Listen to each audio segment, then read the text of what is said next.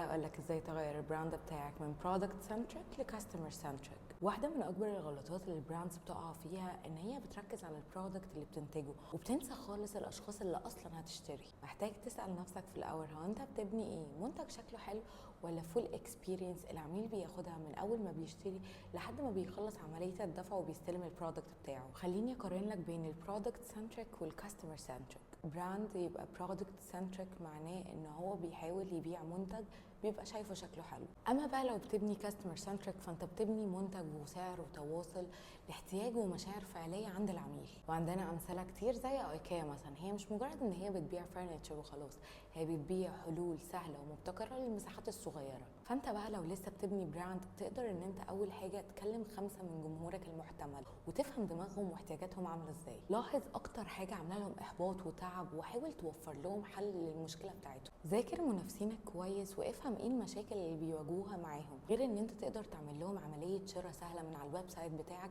وتكون كمان اسهل من الكومبيتيتور بتاعتك. مهم جدا ان انت تستخدم لغه جمهورك مش لغتك انت، غير ان انت لو خدت اي فيدباك نيجاتيف محتاج تطور عادي جدا ما فيهاش مشكله. وخليك فاكر ان البراندز اللي بتهتم بالمنتج بتاعها المنتج بيبقى ترند وبيروح، لكن البراندز اللي بتهتم بالكاستمر بتاعها بتكبر وبتنمو وبتكسباند كمان. ولو مش عارف تعمل كده ابعت لي دلوقتي وانا هساعدك.